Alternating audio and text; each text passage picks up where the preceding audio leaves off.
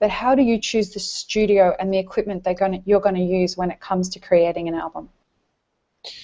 Well, I mean, to say that it's not something that you consider with what's within your means would be a lie. You know, you as an artist, I mean, regardless of where you're at, you're gonna have boundaries. I mean, you know, you might have somebody who's financially backing you to the point where you can have these boundaries where it's just huge, you know, or you can have really small boundaries. And you know, we were again just very fortunate to find our producer who owned a studio, who, you know, where we did everything. I mean, so it was kind of like, this is just drugs. Like, I'm at this Yeah. point, I'm just going to you because, like, I mean, this is amazing, you know. And the fact we built a solid relationship, you know, so that was a huge thing. But you know, as far as equipment, I've recorded in so many studios now with Memory of a Melody, and then in, you know, in high school growing up, you try these little different studios here and there. It's really never about the studio. Like, Oh, really? For you, it's never really about the studio? yeah, definitely not about the studio. I could care less if I recorded it in the room I'm in, which really doesn't have much of anything, and you know, the acoustics aren't ridiculously good. I mean, you know, you might try to get something to muffle some of the echo in here, but realistically, like, you can create it anywhere. You know, it's really about the guy pushing the buttons, and you know, again, my producer was my engineer, who was the guy who actually had the studio.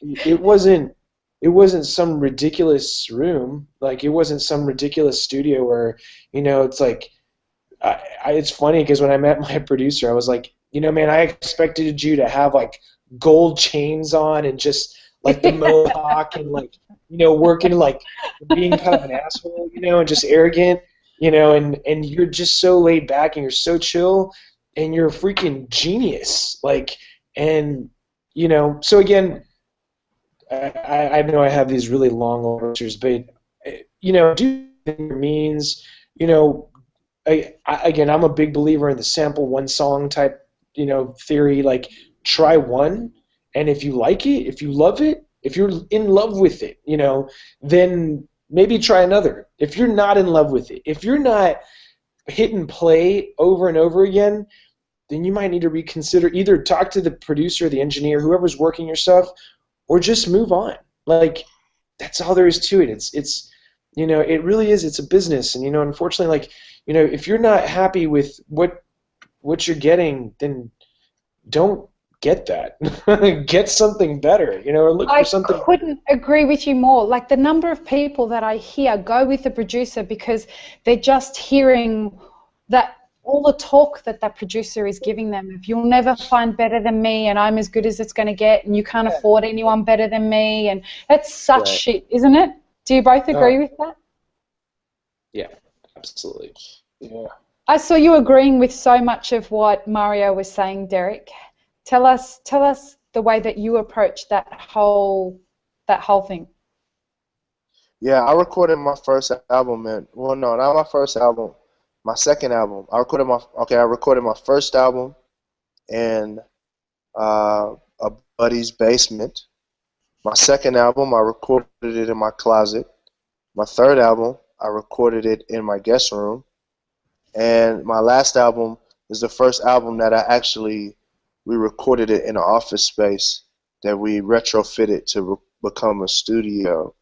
Well, some of it was recorded in a storage unit, though, that I retrofitted to become a studio. So for me, I just want to be in a place where I'm comfortable and I can be as loud as possible, and I can do what I want to do and get the ideas out of my head. And you know, I think there's so many ways to skin a cat. If you're like, yo, I gotta have this massive quality.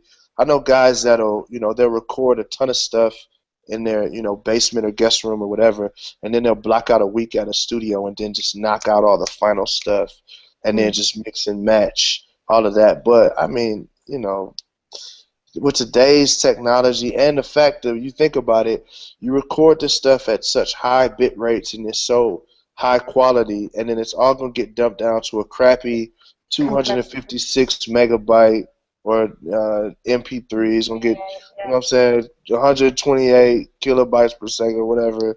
MP3 that's gonna sound like crap anyway. So I And think you just do the best you can within your means.